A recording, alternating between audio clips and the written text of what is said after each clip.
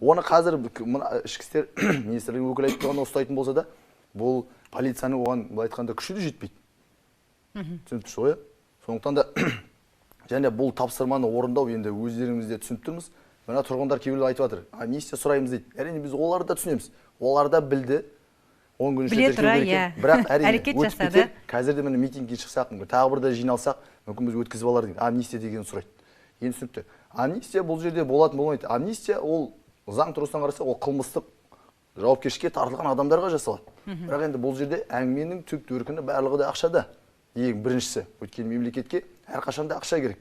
Ол қазынаны толтырып отырып, ол былай да өзіміз айтып жүрік, сыбайлас жемқорлықпен, коррупциямен, басқа да жағдайлармен қазынаны тартып, ана екінші деңгейдегі банктерге ақшалар кетіп қалып жатыр ұлттық қордан. Сол кезде толмай жатқанда, мынағыда сергек ұйымдастыру, әкімшілік айыппұлдар салу камера, және осындай кезде тек қана қазына толады.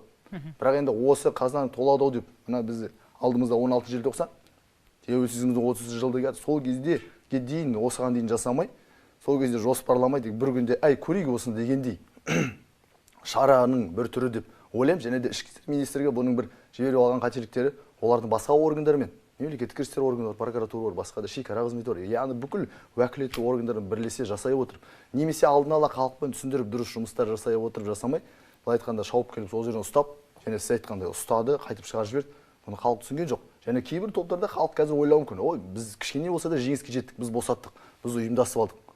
Ол да бір сигнал ғой.